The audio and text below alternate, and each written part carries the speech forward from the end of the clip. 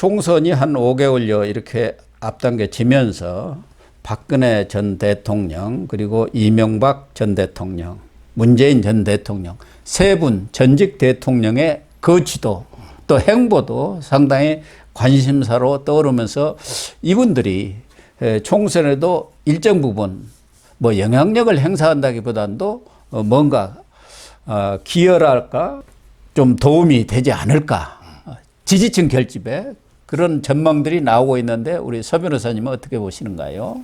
뭐 저는 이제 세 분 중에 그 가장 도움이 되는 게 그 박근혜 대통령일 거고요. 예. 그다음에 그 문재인은 오히려 역효과 나지 않을까.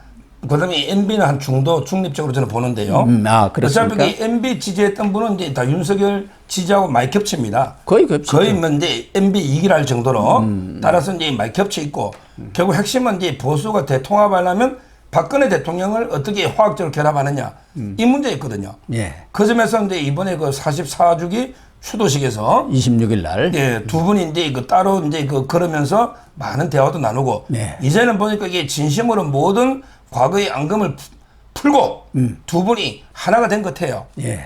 윤석열 대통령이 이제 그 사우디 카타르 오자마자 참석해서 박정희 대통령을 8번이나 외쳤습니다. 예. 그리고 이제 답사에서 박근혜 대통령도요, 우리 정부, 우리라는 말을 이렇게 7번이나 했어요. 네, 그만큼 이게 완전하게 이제 하나가 됐다. 이 말은 결국 이명박 박근혜 대통령 세력이 윤석열 대통령 중심으로 이제 거의 결집이 되고 있다. 보수 대통합이랄까? 이런 거죠. 자유우파 대통합이 되는 그렇죠. 거죠. 우리 보수는 이승만 대통령의 건국 정신, 네. 박정희 대통령의 그 부국 대통령 잘 살아보자 하면 된다. 그게 정신적 지주고요. 그다음에 현재는 이제 두 분의 전직 대통령이 있잖아요. 예. 그 점에서 저는 상당히 그 의미가 있고 다만 이제 그 문재인이 있잖아요. 예. 문재인이가 계속 등장하는 거 이거는 이게 저는 좌파 쪽에서 별 도움이 안 될 것 같아요. 아, 그래요? 오히려 왜 그러냐면 이게 그 좌파는 뭐니뭐니 해도 이게 이재명 중심으로 총선을 치러야 된다. 이렇게 보고 있거든요. 그런데 문재인이가 자꾸 놓으면서 오히려 이렇게 원심력, 구심력이라고 하잖아요. 예. 이렇게 멀어져 나가는. 왜 그러냐면 이게 문재인 때 실정들이 계속 부각되는 거예요. 그렇죠. 이게 경제 일본보다 뭐 경제적 뒤진다. 문재인가 쓸수록 그럼 5년 때 뭐했냐? 문재인 5년 때. 또 이게 안보가 나오면 문재인 5년 때 뭐했냐? 이게 소환되는 게 이재명한테는 별 도움 안 될 거예요. 아, 그렇습니까? 예, 이재명은 이게 문재인 정책을 거의 뭐 지지하거나 정책이 달라요. 그 점에서 저는 오히려 문재인이가 자꾸 등장하는 게 있잖아요. 예. 이거는 이제 오히려 저는 조국이나 문재인 세력이 여차하면 이게 이재명하고 그냥 결별해버리는 이런 게 흐름으로서 이재명한테는 썩 좋지 않은 이런 게 그 문재인의 등장이다. 이래 보입니다.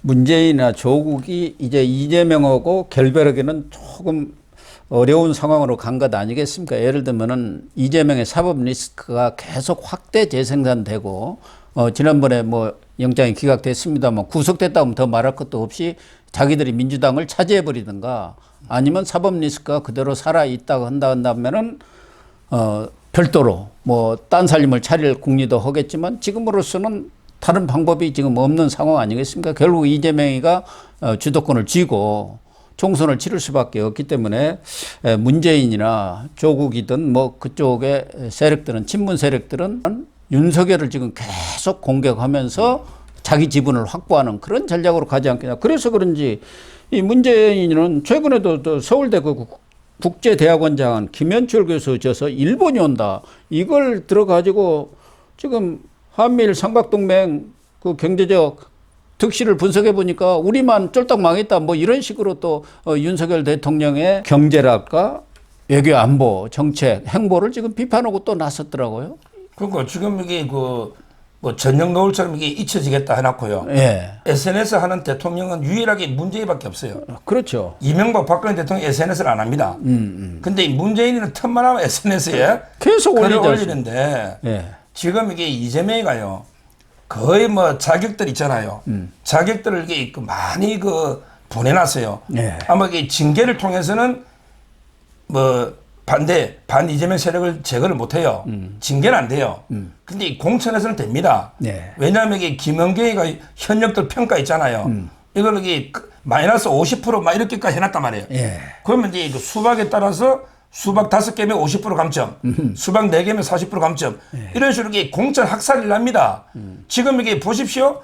완전히 그 반 이재명 의원들 지역구마다 친이재명계가 막 붙어가지고 이게 그 저자 수박 척결해야 된다 하는 게 지역구 몇십 개예요. 예. 자객 공천이. 그렇습니다. 지금 그러면 25개인가 벌써 그러니까요. 올라와 있고. 자, 그러면 이게 그 떨어진 사람이 깨끗하게 승복하겠습니까? 저는 안 한다 봐요. 물론 이게 완전히 뭐 조직적으로 분당은 안 되더라도 소분당 있잖아요. 예. 예를 들어 이게 이낙연은 완전히 힘을 못 쓰거든요. 그럼 이게 공천이 확실히 안 되는 감점 당해가지고 이런 사람들이 경선할 이유가 없거든요. 그렇잖아요. 이미 내가 감점 30% 묶고 들어가는데 예. 그게 경쟁이 안 되잖아요.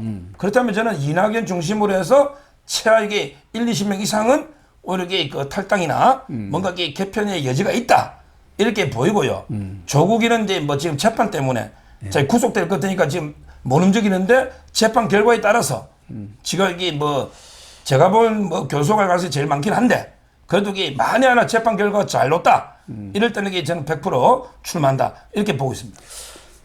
그런데 이명박 전 대통령은 뭐 이번 총선에서 보수층한테 힘을 실어는 주겠지만 뭐 공천이라든가 이런 문제에 개입할 가능성은 거의 없다고 봅니다. 제가 볼 땐. 그런데 박근혜 전 대통령도 유영하 변호사를 통해서 나는 정치에서 이제 손을 뗐다 떠났다. 나의 이름을 팔아가지고 뭐 정치할 생각을 하지 마라. 이렇게 절연을 선언을 했습니다만은 그럼에도 불구하고 박근혜 전 대통령은 측근이라든가 뭐 박근혜 사람을 자처하는 사람들도 나올 수가 있고 또 윤석열 대통령과의 관계가 이렇게 끈끈해지면서 영남권에는 일정 부분 영향력을 혹시 행사하는 것 아닌가 그런 관측들도 하는 사람들이 있어요. 어떻게 보세요? 지금 이 박근혜 대통령 본인이 뭐 정치에 개입할 생각은 없고요. 네. 다만 이제 유영하 변호사에 대해서는 좀 애틋한 마음이 많더라고요. 제가 이제 유영하 변호사도 여러 번 뵀어요. 여러 번 뵙고 이게 많은 이야기도 했는데 유영하 변호사가 워낙 박 대통령한테 또 의리도 지켰고 그러다 보니까 이게 박 대통령이 유영하 하나 정도는 어떻게든 좀 배지를 달게 챙겨줘야 되겠다.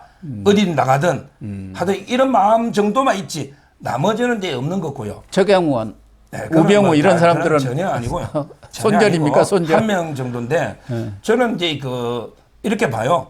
결국 이게 공정한 경선의 장을 주가지고 국민들이 심판하게 하자. 인위적으로 이게 굳이 최경환을 그냥 배제해가지고 한석을 날리면 물론 이게 최경환이 되거든요. 예. 경사청도 됩니다. 예. 근데 최경환을 공천 주면 야 이게 다시 탄핵으로 가자는 거냐 이게 겁이 나가 그냥 인위적으로 배제가 공천 경선 기회도 안 줘버렸다. 예. 이러면 그냥 한석이 날아가는 거예요. 저는 경선 기회 정도 주면 그럼 이게 국민의힘도 명분이 있는 게 야 국민들이 뽑은 걸 우리가 어떡하냐. 이게 탄핵으로 다시 가자는 게 아니지 않냐. 예. 그러니까 공정하게 경선을 주면 되는 국민들이 선택하지 않을까. 왜 최경환 정도는 경선에 한 일이 많으니 뭐 줄 수도 있고 또 이게 나머지는 뭐 안 줄 수도 있고 그 국민의 판단에 맡겨보자. 이런 제 주장입니다. 네.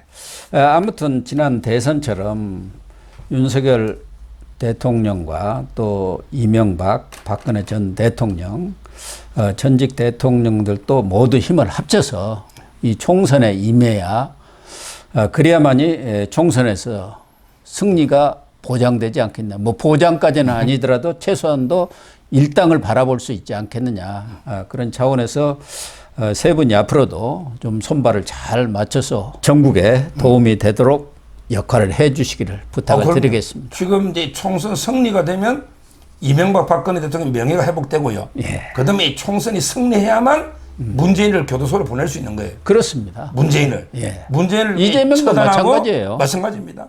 그다음에 이 두 분의 명예를 회복하려면 반드시 이 총선을 승리해야 된다. 이렇게 봅니다. 네. 100% 공감을 표명을 하겠습니다. 네, 시청자 여러분. 오늘 방송 마치겠습니다. 시청해 주셔서 감사합니다. 감사합니다.